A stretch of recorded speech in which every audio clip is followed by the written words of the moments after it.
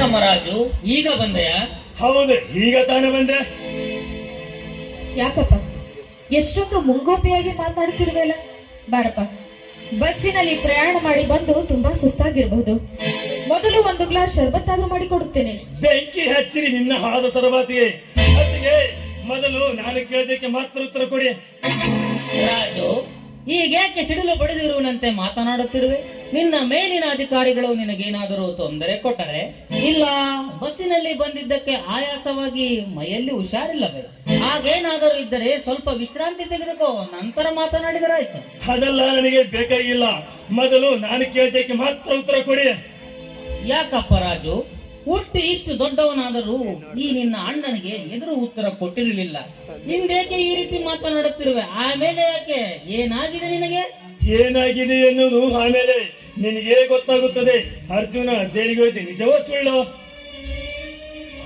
ನಿಮ್ಮ ಮೌನತವನ್ನು ನೋಡಿದ್ರೆ ಗೊತ್ತಾಗುತ್ತದೆ ಅರ್ಜುನ ನೀವೇ ಜೈಲಿಗೆ ಕಳಿಸಿದ್ದೆ ಎಂದು. ಮುಚ್ಚು ಬಾಯ್. ಅಣ್ಣ, ದೇವರಂತ ಅಣ್ಣನ್ನು ಜೈಲಿಗೆ ಕಳಿಸಿ ಮನೆಯ ಹೆಂಡತಿಯ ಜೊತೆ ಚಕ್ಕಂದು ಉಳಿದುಕೊಳ್ತೇವ? ನಿನಗೆ ನನ್ನ ಅಣ್ಣ ನಾಚಿಕೊಳ್ತೇನೆ. ಯಾಕಪ್ಪ ಈ ರೀತಿ ಬಾಯಿ ಬದಲಾವಣೆ ಮಾತಾಡ್ತಿರುವೆ? ಈಗ ಆದದ್ದಾದ್ರೂ ಏನೋ? ಇನ್ನು ಏನಾಗಬೇಕಾಗಿದೆ? ಜಮೀನ್ದಾರ್ ಹಾಳರಂಗನನ್ನು ಈ ನಿನ್ನ ಗಂಡನೇ ಕೊಲೆ ಮಾಡಿ ಏನು ಹರಿಯಾದ ಅರ್ಜುನನ ತಲೆ ಮೇಲೆ ಹಾಕಿರಲ್ಲ. ನೀವು ಮನಸ್ಸರಲ್ಲ ಪಶುಗಳು. ಯಾಕಪ್ಪ ರಾಜು, ಹುಚ್ಚು ಹಿಡಿದಿರುವಂತೆ ಈಗೇಕೆ ಮಾತನಾಡುತ್ತಿರುವೆ? ಅರ್ಜುನನನ್ನು ನಾನು ಜೈಲಿಗೆ ಕಳಿಸಿರುವೆನೆ? ನೀನಲ್ಲದೆ ನಾನು ಕಳಿಸಿದ್ದೆ ತಿಳಿದಿರುವೆಯಾ?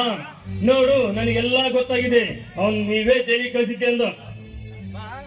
ರಾಜು, ಮಾಡಿ ಏನು ಮಳ್ಳಂತೆ ನಡೆಸಿ ನನ್ನ ಮೇಲೆ ಕಡಿವೆ. ಓಡೆಯಪ್ಪ ಓಡಿ, ನಿನ್ನ ಮನಕ್ಕೆ ಆನಂದವಾಗುವವರೆಗೂ ಓಡಿ. ನಿನ್ನನ್ನು ಇಲ್ಲಿಯವರೆಗೆ ಸಾಕಿ ಸಲುಹಿದ್ದಕ್ಕೆ ಈ ನಿನ್ನ ಅಣ್ಣನ ಜನ್ಮ ಸಾರ್ಥಕವಾಯಿತಪ್ಪ, ಸಾರ್ಥಕವಾಯಿತು. ಹೌದಪ್ಪ, ತಮ್ಮಂದಿರ ಊಟ ಉಪಚಾರವೇ ತನ್ನ ಊಟ, ತಮ್ಮಂದಿರ ಸಂತೋಷವೇ ತನ್ನ ಸಂತೋಷ. ನಿಮ್ಮ ಕಣ್ಣಲ್ಲಿ ನೀರು ಬಂದರೆ ತನ್ನ ಹೊಟ್ಟೆ ಕರುಣೆ ಕಿತ್ತು ಬರುತ್ತದೆ ಅಂತ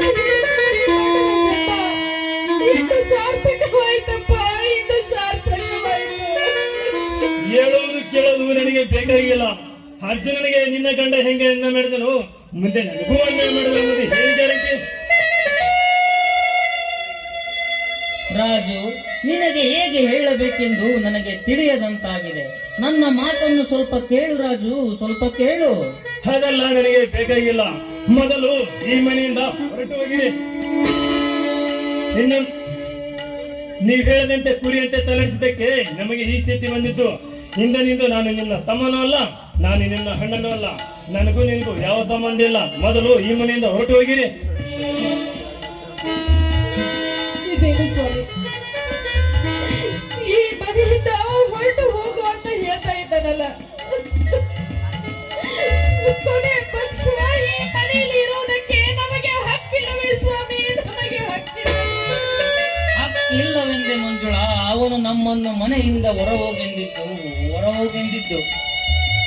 ಹಾಗಾದ್ರೆ ಈ ಮನೆಯಲ್ಲಿ ನಮಗೆ ಯಾವ ಹಕ್ಕು ಇಲ್ಲವೇ ಸ್ವಾಮಿ?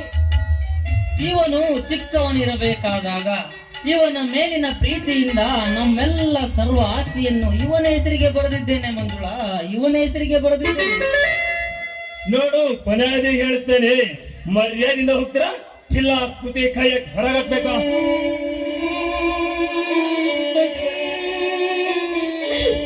ಕೊನೆ ಪಕ್ಷ ಈ ಮನೆಯಲ್ಲಿ ಕಸ ಮುಸ್ರೆ ಮಾಡಿಕೊಂಡು ಕೆಲಸಗಾಳಾಗಿ ಇರುವುದಕ್ಕೆ ಅವಕಾಶ ಮಾಡಿಕೊಡುವ ನಿನ್ನ ಕಾಲಿಗೆ ಬಿದ್ದು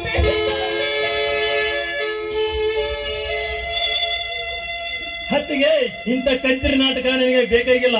ಕಸ ಮುಸ್ರೆ ನೆಪ ಹೇಳಿ ನಾನಿಲ್ಲದ ಸಮಯ ನೋಡಿ ಮನೆಯಲ್ಲಿದ್ದದನ್ನ ದೋಚಿಕೊಂಡು ಹೋಗ್ಬೇಕಂತ ಪ್ಲಾನ್ ಮಾಡಿರ್ವ್ಯಾ? ಮರ್ಯಾದಿಂದ ಹೋಗ್ತೀರಾ ಇಲ್ಲ ಪೊಲೀಸ್ ಕಂಪ್ಲೇಂಟ್ ಕೊಟ್ಟು ಹೊರಗಾಕ್ಬೇಕಾ? ಹಾಗೆ ಮಾಡಬೇಡಪ್ಪ, ಹಾಗೆ ಮಾಡಬೇಡ. ನಾವೇ ಹೋಗುತ್ತೇವೆ. ಆದರೆ ಕೊನೆಯ ಪಕ್ಷ ನಿನ್ನ ಜೊತೆ ಒಂದು ತುತ್ತು ಊಟ ಮಾಡಿಕೊಂಡು ಹೋಗಬೇಕೆನ್ನುವುದೇ ಈ ನಿನ್ನ ಅಣ್ಣನ ಆಸೆಯಪ್ಪ, ಈ ನಿನ್ನ ಅಣ್ಣನ ಆಸೆ. ಈ ಮನೆಯಲ್ಲಿ ನಿಮಗೆ ಒಂದು ತುತ್ತು ಹಣ ಸಹ ಕೊಡೋದಿಲ್ಲ. ಎಲ್ಲಾದರೂ ಭಿಕ್ಷೆ ಬೇಡಿ ಪುಟ್ಟಬತ್ತನಲ್ಲಿ ಊಟ ಮಾಡಿಕೊಂಡು ಹೋಗಿರಿ. ಇನ್ನೊಂದು ಕ್ಷಣ ನನ್ನ ಕಣ್ಣ ಮುಂದೆ ನಿಂತರೆ ನೀವು ತೊಟ್ಟಿದ ಬಟ್ಟೆಯನ್ನು ಕಸದುಕೊಂಡು ಹರಕ ಬಟ್ಟೆಯಿಂದ ಹೊರಗಾಕಬೇಕಾಗುತ್ತದೆ. First you get out. ಹೋಗುತ್ತೇವಪ್ಪ, ಹೋಗುತ್ತೇವೆ. ಇಲ್ಲಿಯವರೆಗೆ ಬಾಳು ನನಸ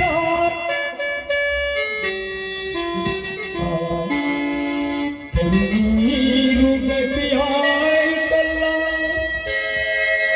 ಕನಸಾಗಿ ಉಳಿಯಿತು ಎಲ್ಲ ಕನಸಾಗಿ ಉಳಿಯಿತು ಎಲ್ಲ ಕನಸಾಗಿ ಉಳಿಯಿತು ಎಲ್ಲ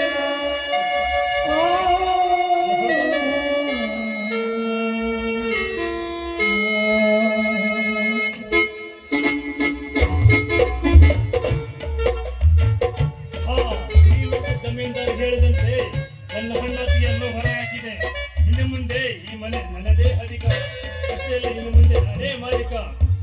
ಶ್ರೀಮಂತರು ಮನೆಗೆ ಬಾಯಿದ್ದಾನೆ, ಹೋದ್ರಾಯ್ತು.